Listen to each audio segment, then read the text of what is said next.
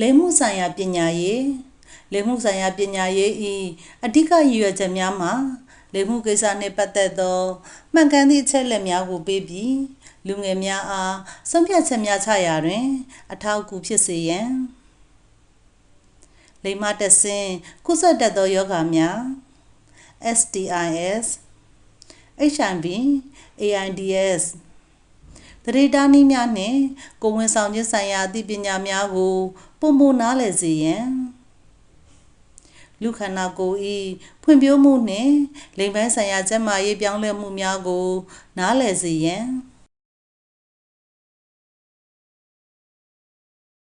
လိင်ပိုင်းဆိုင်ရာကျန်းမာရေးနှင့်တန်ရှင်းမှုဆိုင်ရာအလေးထားများကိုသင်ကြားပေးခြင်းဖြင့်လိင်ပိုင်းဆိုင်ရာဆုံးဖြတ်ချက်များချရာတွင်ကိုယ်ပိုင်တာဝန်ယူမှုရှိစေရန်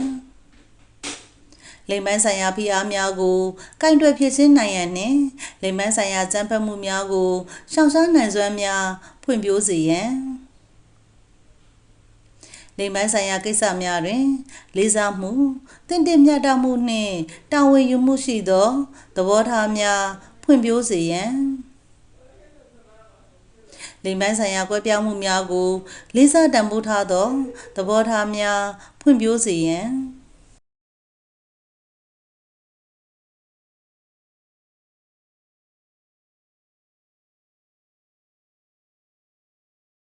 STIs နှင့် HIV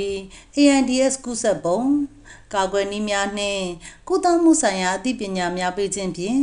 လင်းဆက်ဆံမှုတွင်အကာအကွယ်သုံးခြင်းကုန်ထုံးအသုံးပြုခြင်းနှင့်ပုံမှန်ကျန်းမာရေးစစ်ဆေးမှုများပြုလုပ်နိုင်စေရန်သတိထားနည်းများ၏အမျိုးအစားများအသုံးပြုပုံနှင့်ထိရောက်မှုများကိုသင်ကြားပေးခြင်းဖြင့်မလိုလားအပ်သောကိုယ်ဝန်များကိုကာကွယ်ခြင်းကိုယ်ဝန်ဆောင်ခြင်းဆိုင်ရာအသိပညာများပေးခြင်းနှင့်မလိုလားအပ်သောကိုယ်ဝန်များ STIs နှင့် HIV AIDS ကူးစက်မှုများကိုလျှော့ချနိုင်စေရန်လိင်ပိုင်းဆိုင်ရာကြမ်းဖက်မှုများခွဲခြားဆက်ဆံမှုများနှင့်လိင်ပိုင်းဆိုင်ရာစော်ကားမှုများကိုရှောင်ရှားနိုင်စွမ်းဖွံ့ဖြိုးစေရန်လိင်ပိုင်းဆိုင်ရာကြမ်းဖက်မှုများကိုကိုင်တွယ်ဖြေရှင်းနိုင်သောနည်းလမ်းများနှင့်ရပ်ရွာအတိုင်းဝိုင်း၏ထောက်ပံ့မှုများကိုပုံမသိရှိစေရန်ဖြစ်ပါသည်